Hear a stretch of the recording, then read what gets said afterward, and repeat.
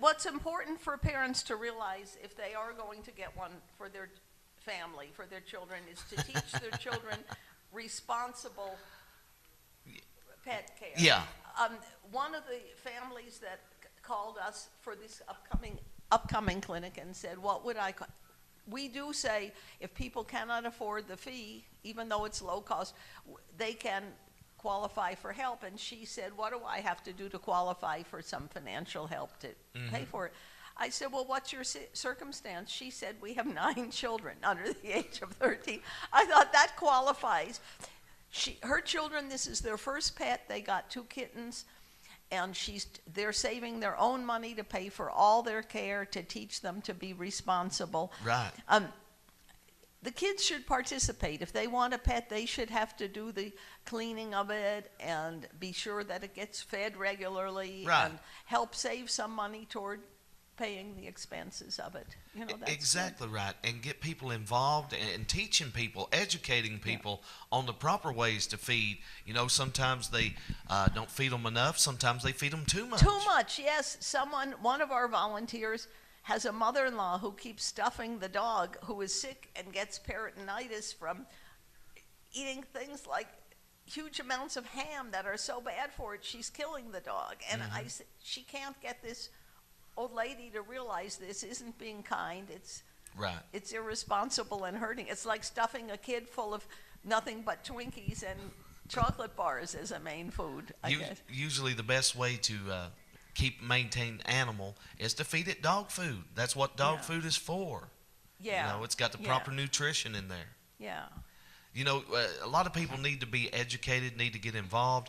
And, one thing that really breaks my heart is you see these animals that are starving, and not took care of, and the rescue team goes in, and just seeing the shape of these animals. I've seen them in horses, and I've seen them, cats and dogs, and it's a shame. If you're not going to love and take care of that animal, give it away to somebody who will. Yes. And even if you love them, if you cannot spay and neuter them and they're going to breed indiscriminately, you're going to have more than you can afford to take care of. The food and worming them periodically if they get parasites, right, keeping them healthy, keeping them vaccinated, it does take cost. And to do for 1 or 2 or 3 is one thing, but if you don't breed, and then you end up with 12 cats, and then they all get pregnant, and each one has 6 kittens, right, and then you still couldn't afford to get them taken care of, and each one of those gets pregnant in 3 months or 6 months. You're going to have a lot to take care of. So spay and neuter is sort of the way to prevent a lot of the problems. Right. And times have changed. I grew up on a farm. I grew up around animals, cats, dogs, horses, and cows, and all kinds of animals. And people appreciated their animals back then. They took care of them. They nurtured them.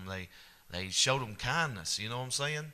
And today it's just like they're neglected. Well, to be the devil's advocate, though, Jonathan, in the old days when people didn't have the option for spay and neutering, they'd have too many cats. They'd put them in a sack and throw them in the river and drown them, didn't they?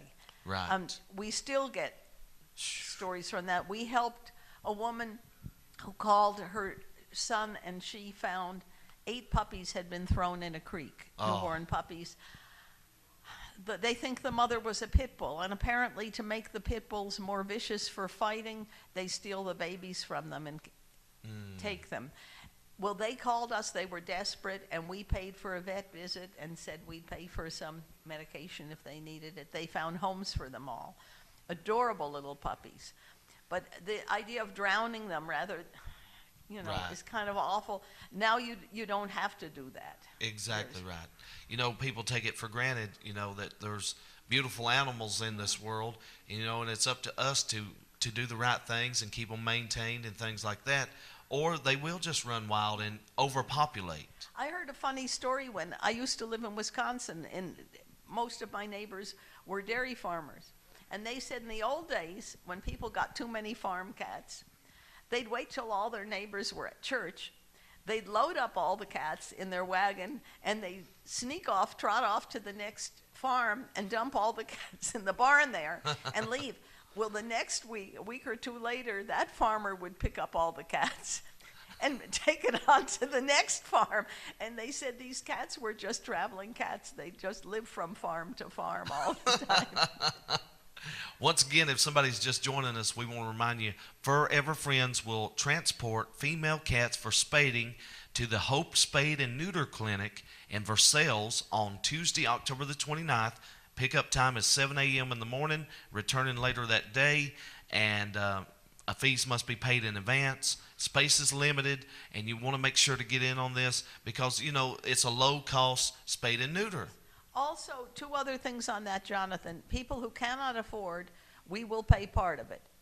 But we're almost filled, and it's first come, first serve. If they haven't mailed in the money, then we cannot hold a place. However, November 23rd, which is the Saturday before Thanksgiving, we are holding a clinic at the Civic Center on Gordon Hill Pike in Corbin for dogs and cats, and it will also neuter cats, not just this transport is just spays. We don't want to have the boy cats spraying at our car.